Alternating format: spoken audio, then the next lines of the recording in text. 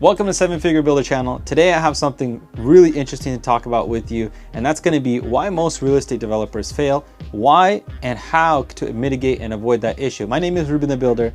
I've built over 250 homes in the past 7 years. I've syndicated and raised over $5 million doing these deals as private capital, and I've managed a portfolio of over $50 million. The way that I was able to do that was by, number one, finding good deals, raising the capital, and then obviously performing on the work as a general contractor. And so first we need to define the different steps, the different stages maybe of real estate development and understand what they mean. So one is going to be a deal finder. So there's many different words that, or names that can be said here. Bird dogging, wholesaling, deal finding.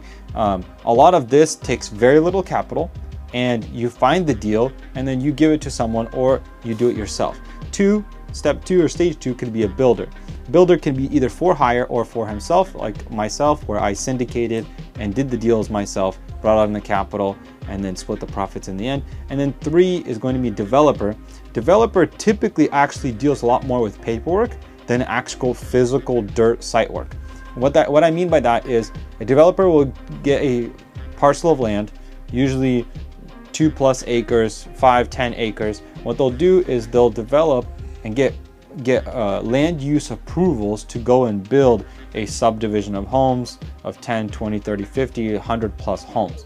Once they have those land use approvals, they then either exit by selling to a national builder and or going out and building them themselves if they have a construction company.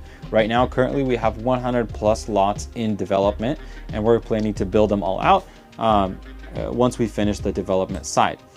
The thing about the three different stages is, in one, right, it takes the least amount of startup capital to do, but the most amount of time and effort and, for lack of better words, grind to make that income.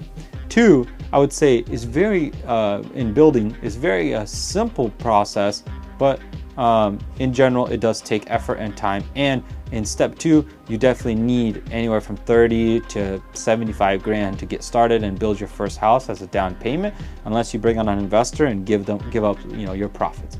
And then three, I would say, is essentially the easiest because you're relying on a lot of consultants. You do have critical thinking, but the biggest issue with development is you need a ton of capital.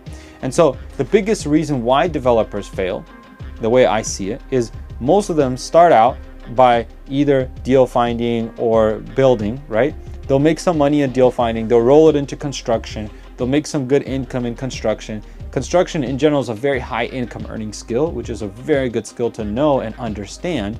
However, you're usually at a high leverage, and so you have a lot of debt hanging over you, and oftentimes that's not a really great thing. And what they'll do is they'll roll over these profits from a 8-lot short plat to a 20-lot subdivision, and then they roll those profits then into a 40-lot, 60-lot, 100-lot subdivision. And oftentimes that whole process of just rolling over, and then all of it, unforeseen market conditions, all of it gets wiped away right off the table because they put all their eggs in one basket. And so my recommendation being here today, if you're a real estate developer, you must diversify yourself. Just because you have the capital to do a 100-lot subdivision doesn't mean you should go put all your capital and do 100-lot subdivision.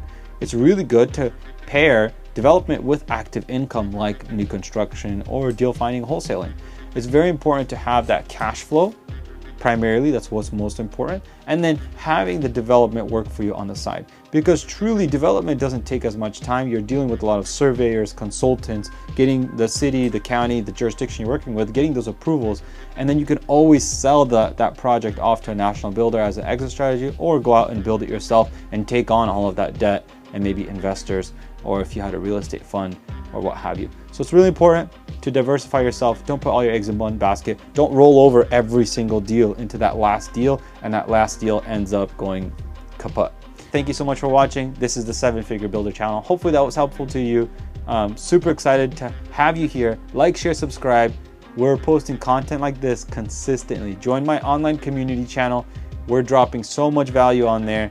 We have so many different aspiring lenders, builders, owner builders, wholesalers in there dropping deals. We'd love to have you in there. I'll see you inside. As always, let's crush it.